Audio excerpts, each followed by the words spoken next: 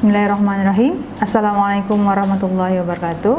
Baiklah adik-adik sekalian, pada kesempatan pada siang hari ini kita akan melanjutkan pertemuan kita dengan mata kuliah Islam dan Kesehatan, ya, Islam dan Ilmu Pengetahuan, di mana pada kesempatan ini kita akan membahas tentang etika pengembangan dan penerapan iptek dalam pandangan Islam. Nah, di mana subpokok bahasannya yang pertama tentang sinergi dan pengintegrasiannya, kemudian yang kedua paradigma ilmu tidak bebas nilai, yang ketiga paradigma ilmu bebas nilai, dan yang keempat perlunya akhlak Islami dalam penerapan iptek. Apa itu etika? Dari segi etimologi, etika berasal dari kata Latin yaitu ethikos yang berarti kebiasaan. Nah, kata etika adalah suatu ilmu yang membicarakan masalah perbuatan atau tingkah laku manusia, mana yang dapat dinilai baik dan mana yang dapat dinilai tidak baik. Makanya sangat familiar sekali bahwa misalnya ada seseorang yang kita menilai tingkah laku seseorang dengan membahasakan etika. Oh, misalnya si A etikanya baik, si B etikanya kurang baik, seperti itu. Nah, sinergi dan pengintegrasiannya dengan antara nilai dan ajaran Islam, di mana agama dan ilmu sangatlah saling terkait. Jadi ilmu dan agama itu saling terkait. Di mana dalam agama kita sangat mendukung suatu ilmu dalam mengembangkan ilmu, kemudian ilmu juga harus dikembangkan berdasarkan juga dengan agama. Nah, agama tidak hanya untuk agama, melainkan untuk diterapkan dalam kehidupan dalam segala aspeknya. Ya, jadi agama itu tidak hanya membahas tentang agama saja, banyak hal dalam agama itu juga membahas tentang ilmu. Contoh saja tentang kejadian manusia di dalam agama, terutama agama Islam itu sudah tertulis di dalam Al-Quran. Nah, bagaimana implementasinya dalam kehidupan sehari-hari? Sudah ada ilmu kedokteran, khususnya obgyn, ya, ilmu kandungan. Itu misalnya ada orang yang bermasalah dengan kesuburan atau fertilitas, dia akan ke dokter obgyn. Nah, ini adalah contoh bahwa agama itu sangat erat kaitannya dengan ilmu, ya. Dalam hal ini tadi penciptaan manusia. Nah, manusia hanya berikhtiar, kembali lagi bahwa yang menciptakan manusia sendiri adalah Allah Subhanahu wa taala. Nah, kemajuan spiritual manusia dapat diukur dengan tinggi nilai yang tak terbatas yang ia berikan kepada objek yang ia sembah. Nah, jadi kemajuan spiritual manusia itu tidak sangat-sangat tinggi, ya, sangat tinggi. Jadi tingkat keimanan seseorang itu sangat sulit untuk diukur. Apalagi untuk masalah keimanan, kadang turun, kadang naik. Nah, itu berbeda sekali dengan kalau misalnya kita di kelas. Oh, misalnya nilai mata kuliah A dia dapat sangat bagus, makanya dapat nilai A, misalnya seperti itu. Tapi kalau spiritual itu kembali lagi kepada tingkat keimanan seseorang yang sangat sulit untuk diukur. Nah, namun keimanan seseorang tersebut akan berdampak pada etikanya, kepada akhlaknya dalam kehidupan sehari-hari. Nah, dalam sejarah manusia, ilmu dan agama selalu tarik-menarik dan berinteraksi satu sama lain. Nah, di dalam perkuliahan biasanya agama dan ilmu ini dibahas dalam satu mata kuliah filsafat, ya, di mana filsafat dan agama merupakan pendekatan mendasar menuju pada kebenaran. Nah, adik-adik di sini saya rasa sudah mengambil, ya, mata kuliah filsafat yang umumnya akan dibahas pada perkuliahan awal semester 1, karena di filsafat kalian juga diajarkan bagaimana membuktikan suatu kebenaran yang baik itu secara yang alami maupun yang biasanya dalam kehidupan manusia.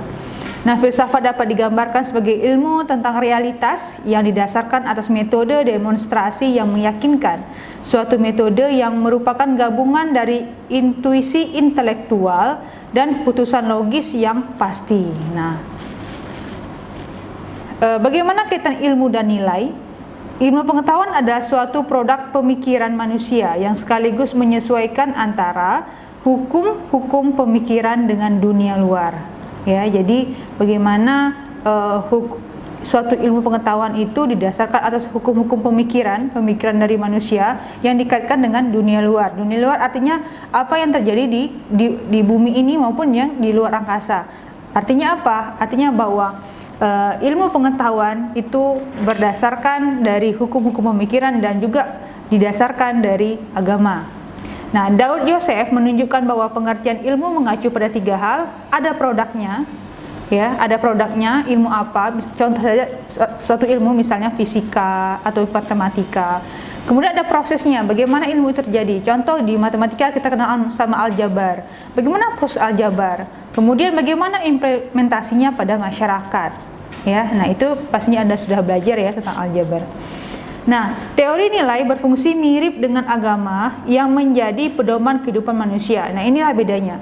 Kalau kita bicara nilai dan dikaitkan sama etika, itu umumnya diberlakukan pada kehidupan sehari-hari. Ya, misalnya gini, etikanya. Oh, kalau misalnya anak perempuan itu etikanya, nilainya tidak, kalau dia pulang jam 12 malam, jam 1 malam dia dicap anak yang kurang baik, kecuali ya ini ya urgen, misalnya kan memang dari rumah sakit atau apa. Tapi kalau terbiasa dia selalu pulang malam, biasanya dalam kebiasaan akan dinilai kurang baik. Nah, itu contoh nilai. Nah, bagaimana dengan agama? Ya, agama misalnya melarang untuk memakan misalnya babi atau apalah, babi atau anjing. Nah, itu tidak bisa lagi pengecualian, kecuali dalam keadaan darurat saja, misalnya seperti itu. Nah, kemudian dalam teori nilai terkandung tujuan bagaimana manusia mengalami kehidupan dan memberi makna terhadap kehidupan ini. Jadi nilai-nilai kehidupan dalam kehidupan kita sehari-hari itu sangat-sangat akan kita rasakan dan menjadi pedoman bagi kehidupan kita. Misalnya saja dalam apalagi budaya timur ya, budaya timur. Misalnya perempuan harus menggunakan pakaian sopan, sama juga laki-laki juga harus menggunakan pakaian sopan. Beretika juga seperti itu. Akan berbeda halnya ketika kita membandingkan dengan kehidupan orang barat. Nah, nilai-nilai seperti itu yang terbentuk di dalam masyarakat yang harus kita hormati, jalankan ya sebagai pedoman kita. Apalagi nanti kalau misalnya dikaitkan lagi dengan budaya-budaya tertentu ya. Ada jadi budaya yang sangat melarang misalnya perempuan bertemu dengan laki-laki, ada seperti itu. Jadi itu biasanya lagi disesuaikan dengan di mana seseorang itu tinggal. Nah, paradigma ilmu tidak bebas. Paradigma ilmu tidak bebas nilai. Jadi ilmu itu selalu terikat dengan nilai dan harus dikembangkan dengan mempertimbangkan aspek nilai. Salah satu filsuf yang mengerti teori value bond yaitu Jürgen Habermas ya, membedakan ilmu menjadi 3 macam sesuai dengan kepentingan masing-masing. Yang pertama, pengetahuan yang pertama berupa ilmu-ilmu alam bekerja secara empiris dan analitis. Ya, jadi pengetahuan yang pertama itu ilmu-ilmu alam yang bekerja secara empiris dan analitis. Jadi dia ilmu pengetahuan itu saling berkaitan, kemudian saling mempengaruhi satu sama lain. Ada sebab, ada akibat. Contoh saja, misalnya dalam ilmu kesehatan, kalau misalnya kita merokok nanti kita akan bisa kena kanker paru, misalnya seperti itu. Nah, kemudian pengetahuan yang kedua, memahami manusia sebagai sesamanya. Nah, berarti kita manusia sebagai makhluk sosial. Makanya ada ilmu-ilmu sosial ya. Kemudian yang ketiga, pengetahuan yang ketiga yaitu teori-teori kritis. Teori-teori kritis artinya bahwa bagaimana suatu pengetahuan suatu ilmu dapat mengkritisi kejadian misalnya yang sebelum-sebelumnya. Contoh, dulu dikatakan bahwa bumi itu bukan bulat, tapi kalau tidak salah saya dulu mengatakan bumi itu datar kalau tidak salah saya. Nah, akhirnya timbul pemikiran-pemikiran dan sampailah ada teori yang mengatakan bahwa bumi itu bulat dengan pembuktiannya yang sudah kita bahas pada pertemuan yang kedua ya. Bahwa contohnya misalnya kalau kita melihat kejadian siang dan malam itu membuktikan bahwa bumi itu bulat. Kemudian kalau kita lihat misalnya perahu yang di laut lama-kelamaan akan seperti hilang, padahal dia masih tetap ada, tapi karena dia bulat tadi kelihatan tidak ada. Nah, bagaimana dengan paradigma ilmu bebas nilai? Dalam bahasa Inggris sering disebut dengan value free, menyatakan bahwa ilmu dan teknologi adalah bersifat otonom. Ya, otonom artinya adanya kebebasan. Nah, bebas nilai berarti semua kegiatan terkait dengan penyelidikan ilmiah harus disandarkan pada hakikat ilmu itu sendiri. Jadi ilmu pengetahuan itu bebas kita kembangkan ya, dengan adanya penelitian-penelitian bebas kita kembangkan pada hakikat ilmu sendiri, tapi tidak boleh melanggar kaidah-kaidah agama. Contoh saja, misalnya pria dan wanita, Allah Subhanahu wa taala telah menciptakan masing-masing ya, ada laki-laki, ada perempuan. Nah, sekarang ini sudah ada trennya untuk mengganti kelamin ya, yang perempuan jadi laki-laki, laki-laki menjadi perempuan. Nah, inilah yang sudah melanggar ya, sudah melanggar kaidah dari agama sendiri. Nah, inilah yang tidak diperbolehkan harusnya. Kemudian perlunya akhlak Islami dalam penerapan iptek, yaitu Islam sangat memperhatikan pentingnya ilmu pengetahuan, teknologi, seni dan dalam kehidupan umat manusia.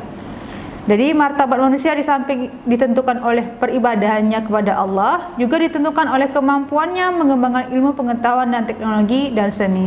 Jadi untuk menjadi manusia yang baik, yang bermartabat, tidak cukup hanya dia paham dengan ilmu agama.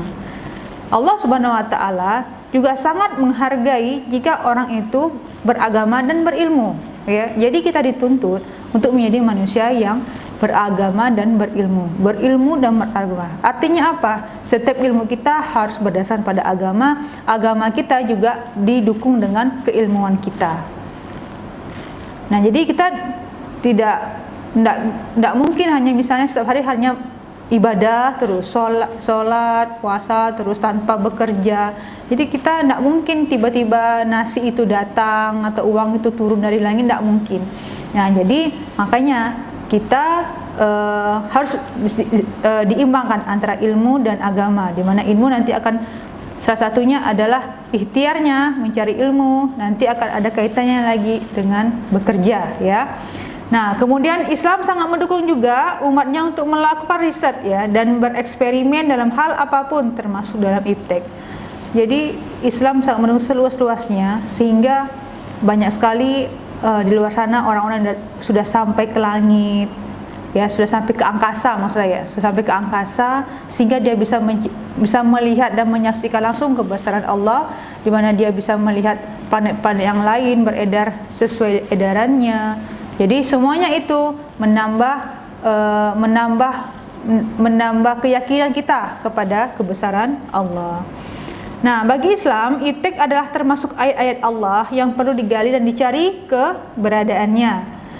Pada Quran surah Yunus ayat 101 yang artinya, katakanlah Muhammad, lakukanlah nazar, penelitian dengan menggunakan metode ilmiah mengenai apa yang ada di langit dan di bumi. Nah, mungkin kalau dulu orang hanya mengira-ngira, kenapa jadi siang dan malam? Kenapa ya? Nah, kalau zaman jahiliyah, oh dulu ada dewa, ada apalah seperti itu. Nah, ternyata alhamdulillah sekarang sudah bisa dibuktikan bahwa terjadinya siang dan malam karena memang bumi itu bulat dan ada matahari. Ketika malam terjadi, mataharinya dihalangi oleh bulan, sehingga bulan yang bersinar. Kalau dulu mungkin orang hanya kira-kira saja, tapi sekarang sudah meyakini dengan pembuktian ilmiah. Nah, peran pertama yang dimainkan Islam dalam iptek yaitu akidah Islam harus dijadikan basis segala konsep dan aplikasi iptek. Sekali lagi, akidah Islam harus dijadikan basis segala konsep dan aplikasi iptek. Ya, jadi kita tidak boleh melanggar dari akidah Islam. Nah, kemudian peran kedua Islam dalam perkembangan iptek adalah bahwa syariah Islam harus dijadikan standar pemanfaatan iptek. Syariat Islam seperti tadi, adanya operasi kelamin antara perempuan diganti laki-laki, laki-laki juga demikian diganti perempuan. Nah, itu artinya adanya pelanggaran dari syariat Islam, dan ini sangat tidak diperbolehkan. Nah, keharusan tolak ukur syariah ini didasarkan pada banyak ayat dan juga hadis yang mewajibkan umat Islam menyesuaikan perbuatannya, termasuk menggunakan iptek dengan ketentuan hukum Allah dan Rasul-Nya.